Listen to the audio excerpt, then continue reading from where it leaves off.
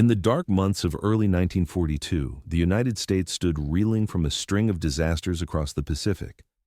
Pearl Harbor had left the Pacific Fleet crippled, and in the weeks that followed, Japanese forces swept across Southeast Asia, capturing the Philippines, Malaya, and the Dutch East Indies.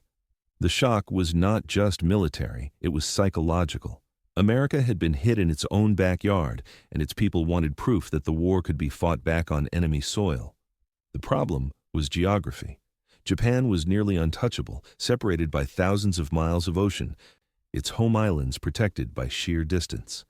No American bomber had the range to strike Tokyo and return safely. No submarine or surface raider could deliver a meaningful blow. Yet within this crisis, a daring idea began to take shape, one that sounded so impossible it bordered on madness: launch medium bombers from an aircraft carrier. The man who would bring this idea to life was Lieutenant Colonel James H. Doolittle, a veteran aviator, engineer, and racing pilot known for his skill and daring. Doolittle was no ordinary officer. Before the war, he had already made history with record-setting flights and pioneering work in aviation technology. When asked whether he could devise a strike on the Japanese homeland, Doolittle did not hesitate. He proposed using the B-25 Mitchell, a twin-engine bomber that was never designed for carrier operations, to strike directly at Tokyo. The concept was unprecedented. Aircraft carriers were built to handle smaller, lighter planes, fighters, dive bombers, and torpedo bombers, not lumbering medium bombers with 67-foot wingspans and 15,000-pound takeoff weights. To naval experts, the proposal seemed impossible. But desperate times demanded desperate solutions. Planning began under utmost secrecy in January 1942. Doolittle's task was to find a way to adapt the B-25 for a one-way mission. The plan was simple in outline, but extraordinary in execution. 16 B-25s would be loaded onto the deck of USS Hornet, carried across the Pacific to within striking distance of Japan, launched against major cities, and then continue westward to land in China. Returning to the carrier was impossible. The bombers were far too large to land on a flight deck. Their crews would have to find safety after expending themselves over Japan. It was, by definition, a suicide gamble. Modifications to the B-25s were extensive but subtle. Armor plating was stripped to reduce weight. Extra fuel tanks were installed, bringing total capacity to nearly double the standard. Bomb sights were simplified, designed specifically for low-altitude runs. Even defensive armament was altered. Broomsticks painted black were mounted in place of machine guns at the tail to save weight while still deterring attackers at a distance. Each bomber would carry 4 500-pound bombs, a mix of incendiaries and high explosives aimed at Tokyo, Osaka, Nagoya, and Kobe. Training for the mission took place under strict secrecy at Eglin Field in Florida. Crews practiced short takeoffs again and again, learning to wrestle the big Mitchells off the ground with barely 500 feet of runway, half the length of a carrier's flight deck. Pilots grew accustomed to low-altitude flying, sometimes skimming the treetops at 200 feet, where radar could not detect them. For many, the training alone felt like a death sentence. They knew that even if they made it to Japan, fuel shortages, weather, and the uncertainties of landing in China would leave them with little hope of survival. Yet, not a single man turned down the assignment. Naval cooperation was critical. The Navy provided the USS Hornet, commanded by Captain Mark Mitcher, and a covering task force built around USS Enterprise and Admiral William Bull Halsey's fast carriers. On April 1, 1942, the task force sailed from San Francisco, carrying 16 fully armed B-25s lashed to Hornet's deck. The sight was unlike anything sailors had ever seen, bombers towering above the flight deck, their tails extending over the ship's edge, their propellers nearly clipping one another. Ordinary crewmen whispered rumors of what the mission might be. Some assumed the bombers were to be delivered to Hawaii or the Philippines. Only a handful of officers knew the true objective: Tokyo. The risks were staggering. If discovered too early, the task force would be annihilated by Japanese surface patrols or air power. If the weather turned, launching the bombers would be impossible. And even under ideal conditions, the crews faced long odds of survival. Doolittle himself expected that losses could reach 50%, yet he also knew the value of a symbolic strike.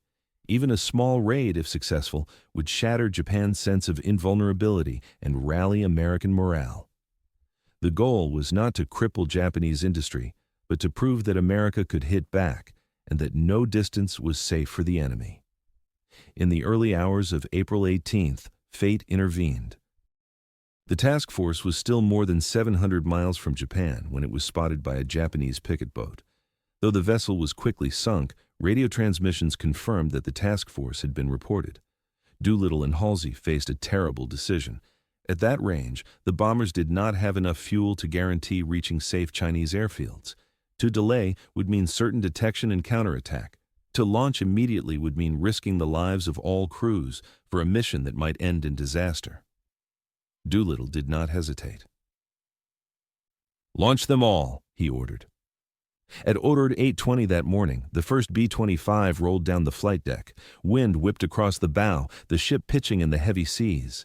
Sailors held their breath as the big bomber surged forward, its engines screaming, its nose lifting just as the deck dropped away. The wheels kissed the waves, and then the aircraft clawed into the sky. One after another, 15 more followed until all 16 were airborne and heading west. The mission that had seemed impossible only weeks before was now in motion. For the first time in history, American bombers were on their way to strike the Japanese homeland.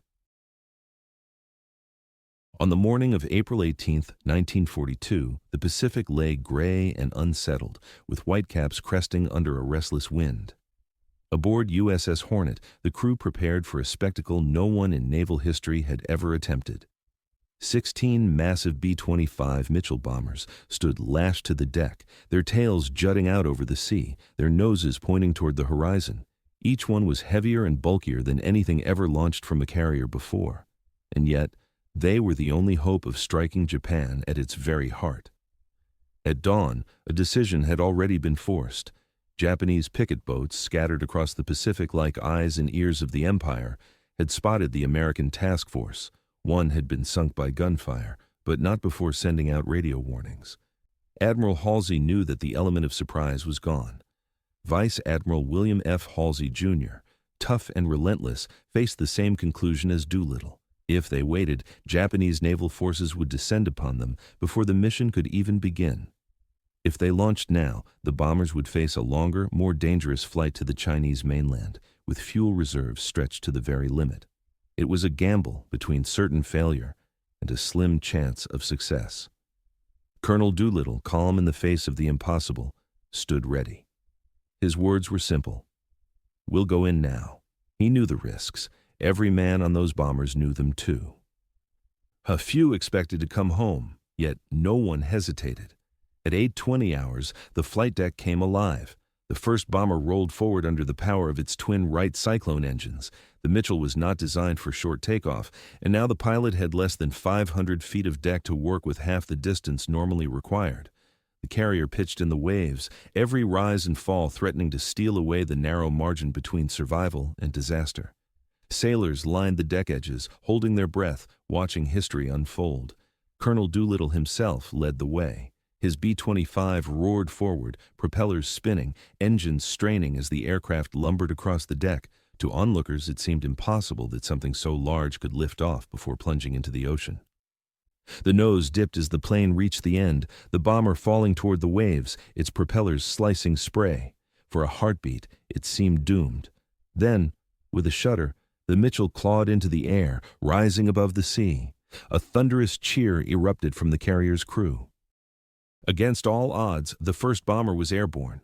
One by one, the others followed. Each takeoff was a test of nerves and skill. Pilots pushed throttles to maximum, the roar echoing across the flight deck as thousands of pounds of steel strained forward. At the edge of the deck, every wheel seemed to skim the water before the aircraft caught the wind and rose. To many sailors, it was a miracle repeated 16 times. By 8:09:20 hours, all 16 were in the air, stretched out in a formation that pointed straight toward Japan. From the deck of the Hornet, the sight was unforgettable. A squadron of bombers rising into the morning mist, each one carrying its burden of fire and fate. For the men left behind, it was both inspiring and haunting. They knew most of those crews would not return. Inside the cockpits, the atmosphere was tense but steady. The pilots and crews were professionals, drilled in their task. Fuel gauges were a constant source of worry. Every extra mile flown meant less chance of reaching China. The men spoke little, focusing on navigation, watching the gray horizon ahead. Their maps were rudimentary, their charts often incomplete. Many had never flown so far over open ocean. The silence in the cockpit was broken only by the steady hum of the engines and the occasional check over intercom. All systems good.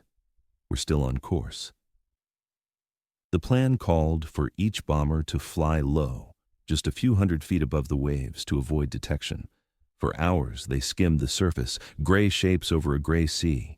The crews knew that the longer they flew undetected, the greater the chance of reaching their targets. Every minute was a test of endurance and faith. On board, the bombs waited. 4 500-pounders in each plane, some high explosive, some incendiary, not enough to cripple Japan's industry, but enough to send a message. The targets were chosen not for maximum damage, but for maximum effect. Tokyo, Nagoya, Osaka, Kobe. The very heart of Japan's war machine and the psychological core of its people. In the cabins, the men checked and rechecked their weapons, their radios, their fuel. One gunner sat beside his painted broomstick tail guns, a black trick designed to fool enemy fighters into thinking the bomber was better armed than it was. He smiled grimly at the irony.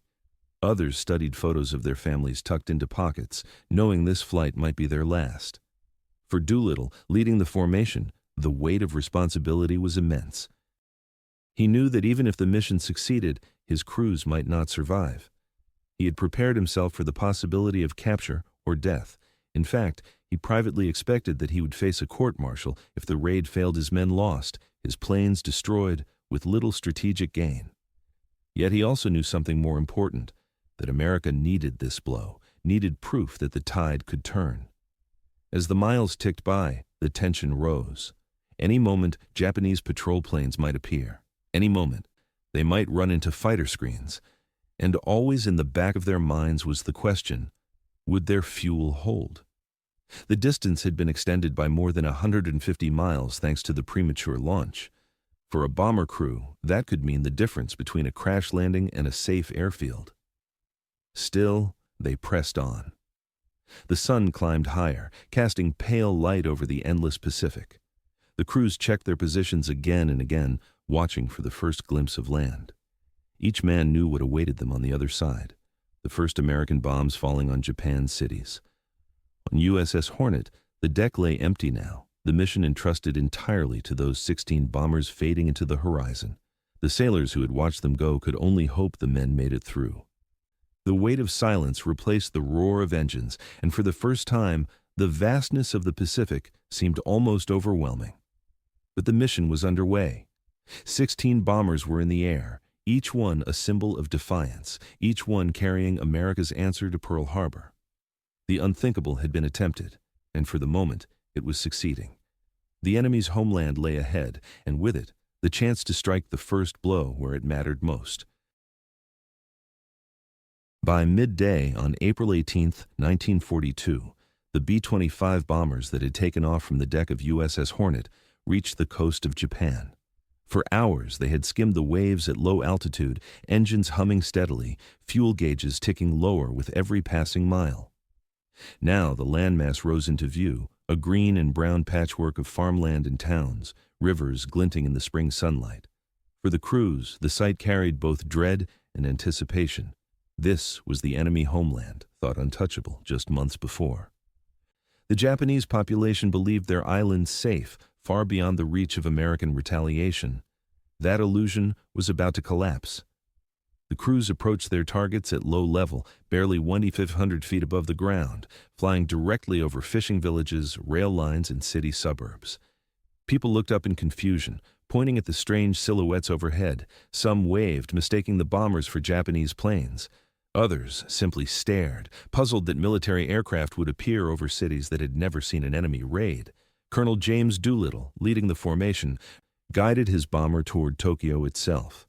As the city spread out beneath them, an immense sprawl of wooden houses, industrial complexes, and government buildings, the bombardier prepared to release his payload. At 12:15 p.m., the bomb bay doors opened, and the first American bombs of the war fell on Tokyo. Explosions rippled through a factory complex, followed by another strike near an oil storage facility. Incendiaries set wooden structures ablaze, sending columns of black smoke curling upward. The crew could see chaos erupting below civilians, scattering in the streets, fire brigades rushing toward the impact zones, sirens belatedly wailing across the capital. In bomber after bomber, the same scene played out. Aircraft number 6 struck Nagoya, hitting an aircraft factory and setting fires in nearby neighborhoods. Another raider swept over Osaka, dropping high explosives on industrial yards and warehouses, leaving the docks in flames. A crew approaching Kobe released its bombs on shipbuilding facilities, their explosions echoing across the harbor. Though the damage was not catastrophic compared to later raids, the psychological effect was devastating. For the first time in centuries, Japanese cities were under direct attack by a foreign power. The empire's aura of invulnerability vanished in an instant. The Japanese defenses were sluggish, almost paralyzed by disbelief. Anti-aircraft gunners opened fire late, sending black puffs of flak into the sky, but the low-flying bombers were already racing past. Few fighters scrambled in time to intercept. Many Japanese commanders initially refused to believe the planes could have come from an American carrier, assuming instead they were based from Chinese territory. Reports were confused, contradictory, and slow to reach higher command. By the time the military machine began to respond, the raiders were already gone. For the men in the bombers, the raid passed in a blur of noise and speed. At such low altitude they could see rooftops flash by, tram lines rattling below, startled civilians looking up from crowded streets. Some crews later described seeing women hanging laundry on rooftops, children playing in parks, policemen directing traffic, all of them suddenly frozen in shock as American bombs detonated nearby. One crewman remembered looking down at a parade ground where soldiers in uniform scattered like ants when the first explosions erupted. Even as their bombs fell, the crews knew they had no chance of returning to the carrier. Their only hope was to push westward across the Sea of Japan, over hostile territory, and into the uncertain safety of Chinese airfields. Every gallon of fuel mattered. Pilots throttled back where they could, maintaining formation but constantly aware of the dwindling numbers on their gauges. Behind them, plumes of smoke marked the impact zones across multiple cities. They could not see the long-term damage, but they knew they had delivered the first blow. In Tokyo, panic rippled through the civilian population. Firefighters and police rushed to burning districts, but the confusion was overwhelming. Witnesses later recalled how surreal it felt. American planes, large and brazen, appearing without warning over the capital and unleashing destruction before vanishing into the horizon. Government censors initially tried to downplay the raid, insisting damage was minor, but the truth was undeniable. People had seen the bombs fall, they had smelled the smoke and felt the ground shake. The myth of the invulnerable homeland had been shattered. For the Japanese military leadership, the shock was even deeper. The Navy and Army had promised the Emperor and the people that such a strike was impossible. To admit it had happened raised questions about the competence of those in command. Within hours of the raid, urgent conferences were held in Tokyo. How could American bombers reach the homeland? Where had they launched from? Theories spread rapidly, perhaps from Alaska, or from secret bases in China, or from carriers hiding in the Pacific. The last answer was the most troubling, for it meant the American fleet had slipped past Japan's outer defenses and brought the war directly to their shores. Meanwhile, the raiders pushed on. Over farmland and mountain ranges, they pressed toward China, the landscape turning more rugged as daylight faded. The exhilaration of striking Japan gave way to grim reality. Fuel was running dangerously low. Weather conditions grew worse. Storms and darkness loomed ahead. Some crews prepared to bail out. Others hoped to crash land in rice fields or along rivers. Each man carried the knowledge that capture by Japanese forces meant torture or execution. Still, the mission's central goal had been achieved. Fires burned in Tokyo, Osaka, Nagoya, and Kobe. Damage to factories, oil tanks, and residential blocks had been real, but the true impact was psychological. For the first time since Pearl Harbor, American citizens could read headlines declaring a successful strike on the enemy's homeland. For Japan, it was a warning that distance and geography could no longer guarantee safety. One crewman later wrote in his diary that as he looked back at Tokyo receding in the distance, he felt a strange mix of pride and sorrow. Pride that they had proven the enemy was vulnerable, sorrow for the civilians who had been caught in the flames. War offered no simple emotions, yet for that day, the symbolism mattered more than the statistics. 16 bombers had flown from a carrier and bombed Japan. The impossible had been done. As the B-25 bombers left the smoking cities of Japan behind them, their mission shifted from attack to survival. The targets had been struck, the message delivered, but now the crews faced the most dangerous part of the raid, the desperate flight toward China. Each plane had launched, knowing it had barely enough fuel to complete the journey, and the early launch forced by the sighting of Japanese picket boats meant every bomber was hundreds of miles short of safety. They pressed on anyway, engines droning endlessly over the choppy waters of the East China Sea, fuel gauges dropping lower with each passing minute. For the men inside, exhaustion began to set in. Hours of tension during the low-level approach, the nerve-shattering bomb runs, and now the long slog into worsening weather left crews drained, yet no one could rest. Navigators pored over charts, trying to calculate precise headings that would stretch every possible mile from their dwindling fuel. Pilots glanced again and again at their gauges, knowing that when the needles reached zero, the engines would sputter out. Radio silence had been ordered, so each bomber flew blind, unable to know the status of its companions except by rare glimpses through the haze. Night fell as they crossed the coast of China. Instead of welcoming lights, they were greeted by storms and darkness. Heavy clouds gathered, rain lashed at cockpit windows, and visibility dropped to almost nothing. Navigational beacons were scarce, Chinese airstrips unlit, and maps often inaccurate. Most of the crews had never flown over this terrain before. Mountains rose suddenly out of the gloom, invisible until the last second. Flying blind. Many pilots had no choice but to climb above the weather, burning more fuel they could not afford to lose. The inevitable soon came. One by one, the engines began to cough and sputter. Some crews tried to stretch their glide as long as possible. Others realized they would have to abandon their aircraft entirely. Doolittle himself, leading the mission, was forced to order his men to bail out when fuel was gone. At around 9,000 feet, he gave the word, and each man leapt into the storm, their parachutes snapping open against the black sky. They drifted down into unfamiliar countryside, not knowing if they would land among friendly villagers or hostile Japanese patrols. Several bombers crash-landed in rice paddies or along riverbanks. Others broke apart on mountain slopes, their crews scrambling out seconds before fire consumed the wreckage. In at least one case, Chinese civilians rushed to help, risking their lives to hide the Americans from Japanese troops. For the men who survived the jumps, the ordeal was just beginning. Many landed far from one another, scattered over wide distances, forced to navigate rugged terrain with little food, often injured from hard landings. The Japanese, furious at the audacity of the raid, unleashed brutal reprisals. Occupation forces scoured Chinese provinces for downed airmen, and when they failed to capture many of them, they turned their rage on the local population. Entire villages suspected of aiding the Americans were burned, their inhabitants massacred. Historians estimate that over 250,000 Chinese civilians were killed in the following months as part of collective punishment for sheltering Doolittle's crews. It was a tragedy few in the United States even realized at the time, but its scars endured for decades. Not every American was so fortunate as to escape.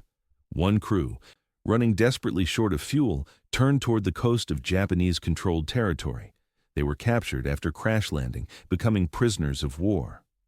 Of the 8 captured, 3 were executed after a mock trial, and 1 died in captivity from mistreatment. The remaining 4 endured years of imprisonment, starvation, and disease until liberation in 1945. Their suffering was a stark reminder that the raid, though daring, came at immense human cost. Meanwhile, Doolittle himself landed in a rice field after parachuting from his aircraft. Believing the mission had been a failure, none of the bombers had returned, many were lost, and crews were scattered across hostile territory. He expected a court-martial upon his return to the United States. Instead, Chinese guerrillas guided him to safety, moving him through enemy lines with extraordinary bravery. One by one, other survivors were also rescued by Chinese villagers and resistance fighters, hidden from Japanese patrols and smuggled toward friendly lines. Their stories became legendary pilots disguised as peasants, gunners transported in carts through mountain passes, airmen carried on the backs of villagers who refused to betray them, despite the risk of execution. For weeks after the raid, the United States had no clear picture of how many men had survived. Families at home waited anxiously, newspapers reporting fragments of rumor and speculation. Slowly, word trickled in that many of the crews were alive, rescued by allies, though others were confirmed dead or missing. Out of the 80 men who launched from the Hornet, 73 eventually returned to American control. It was a remarkable survival rate, considering the impossible odds. Yet, for those who did not make it back, their sacrifice weighed heavily on the nation's conscience. The courage shown by the crews was extraordinary, but so too was the price paid by their Chinese allies. Villages wiped out, civilians slaughtered, tens of thousands executed, all as reprisal for a raid that had been more symbolic than destructive. To the Japanese High Command, the humiliation of seeing American bombs fall on Tokyo had to be avenged, and they chose the most ruthless method possible. To the Chinese, the Doolittle Raid became a symbol of both pride and suffering, a reminder that even small victories in war could bring disproportionate pain to innocents. For the survivors themselves, the memories never faded. Many recalled the fear of parachuting into darkness, the uncertainty of whether they would survive the landing or be captured on the ground. Others spoke of the kindness of Chinese villagers who gave them food, shelter, and safe passage despite knowing the punishment that would follow. Some men never overcame the guilt of what their mission had cost in civilian lives, and yet when they returned home, they were hailed as heroes. They had done what no one believed possible, struck directly at Japan, proving that the United States was not beaten, that the fight was only beginning. The forced landings, the crashes, the captures, and the massacres all underline a single truth about the raid. Victory in war is rarely clean. The price of courage is often paid in blood far from the battlefield, by those who never carried a weapon. For the Doolittle Raiders, their mission was a triumph, but also a tragedy entwined with sacrifice on both sides of the Pacific. The morning of April 18, 1942, had passed into evening, and while the men of Doolittle's force fought for survival across the storm-swept skies of China, the Japanese leadership in Tokyo struggled to comprehend what had just happened. The impossible had occurred. American bombers had struck at the heart of the empire, not with a fleet of thousands, not with massive destruction, but with a handful of aircraft launched from somewhere no one believed possible. The damage to factories, warehouses, and civilian districts was moderate. The true devastation was not measured in tons of rubble, but in shattered confidence. For decades, the Japanese had been told that the islands were untouchable, protected by geography, naval supremacy, and the will of the emperor. That day showed otherwise. Smoke rising from Tokyo and other cities was visible proof that even the heartland could bleed. Panic spread quickly among civilians, but even more among the senior command. How could the world's most formidable navy allow such an insult? Where had these bombers come from? What did this mean for the future of the war? Investigations moved rapidly. Reports of aircraft carriers sighted far offshore confirmed what some already feared. The Americans had done the unthinkable, launching medium bombers from the deck of a carrier.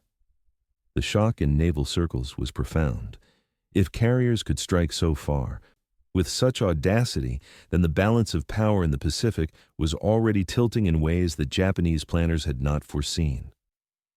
The Doolittle Raid exposed a truth the Imperial Navy had tried to ignore. America's industrial and technological capacity was far more flexible, more adaptive, and more daring than anticipated. For the Emperor himself, the raid was a humiliation. The people had to be reassured, the myth of invulnerability maintained. Censors downplayed the damage, newspapers were ordered to minimize coverage, but rumors could not be silenced. Citizens had seen American aircraft, had heard the bombs explode, had fled burning streets. No propaganda could erase the memory. For the first time, whispers of doubt crept into the Japanese public consciousness. The military, unwilling to let such an embarrassment stand, demanded action. Senior admirals argued that America's carriers had to be destroyed at once. The Japanese combined fleet under Admiral Isoroku Yamamoto had already been planning an ambitious offensive to extend their control deeper into the Pacific. The Doolittle Raid hardened that resolve and gave it a new urgency.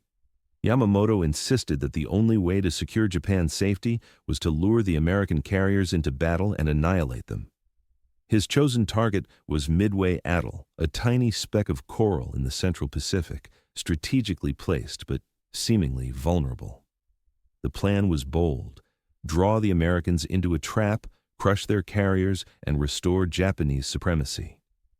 Yet, in their haste to respond to the Doolittle Raid, Japanese leaders underestimated just how much they had revealed. They had shown that fear could influence strategy more than reason. Instead of conserving their strength, they gambled it. Instead of consolidating gains in Southeast Asia, they launched an operation designed to destroy the very ships that had enabled the raid. It was a decision that would, only 2 months later, lead to one of the most decisive defeats in naval history, the Battle of Midway. Meanwhile, the raid had an equal but opposite effect in the United States. News of the attack reached Washington and spread across the nation with electric speed. After months of grim headlines, Pearl Harbor, the fall of the Philippines, defeats in Malaya and the Dutch East Indies, at last came a story of daring, of defiance, of victory. American newspapers blared the headlines: Tokyo bombed, U.S. planes strike Japan. The actual material damage was minor, but the psychological impact was massive. At last, the American public had proof that the war was not hopeless, that their military could strike back even against the most formidable enemy. President Franklin Roosevelt, understanding the need to boost morale, skillfully played the raid for maximum effect. When asked where the bombers had launched from, he quipped they had come from Shangri-La, a mythical land from a popular novel, preserving secrecy while adding to the mystique. The name itself became legendary, later even given to a real aircraft carrier in honor of the raid. For the men who had flown the mission, the aftermath was bittersweet. They had accomplished the impossible, yet many comrades were dead, missing, or imprisoned. Doolittle himself expected a court-martial, believing the losses too heavy and the damage too light to justify the risk. Instead, he was awarded the Medal of Honor and promoted 2 ranks, hailed as a hero who had restored faith in America's ability to fight. The Doolittle Raiders became a symbol of courage, honored across the country, though they never forgot the sacrifices of their Chinese allies who had paid a terrible price for their survival. Japan, too, could not forget. In the months that followed, they tightened homeland defenses, diverted resources to protect cities, and hardened their resolve to crush China with even greater brutality. But more importantly, they shifted strategy toward decisive confrontation. Without the Doolittle Raid, Yamamoto might have been more cautious, more deliberate. With it, he rushed toward Midway, convinced that only a dramatic victory could erase the humiliation. Instead, that urgency led him into the jaws of disaster. Thus, the true consequence of the raid was not measured in bombs dropped or factories damaged. It was measured in altered strategies, broken illusions, and a chain of events that reshaped the war. The strike proved that America would fight, that distance was no shield, and that even a nation at the height of its expansion could be made to feel vulnerable. It was, in every sense, a turning point, not because of its immediate results, but because of the way it forced both sides to act. For the Japanese people, April 18, 1942, was the day the war came home. For the American people, it was the day hope returned. And for the course of World War II, it was the spark that pushed the Pacific conflict toward its most decisive battles. The Doolittle Raid remains one of the most audacious operations in military history. 16 planes, 80 men, one impossible plan and consequences that echoed across oceans and decades. It was proof that courage could shift strategy, that symbolism could rival firepower, and that even in the darkest hour, one bold stroke could change the direction of war. If you found this story of daring and sacrifice as powerful as I did, make sure to subscribe to the channel, give this video a like, and share your thoughts in the comments. Do you think the Doolittle Raid truly changed the course of the war, or was it more symbolic than strategic? I'd love to hear your perspective. Let's discuss it below.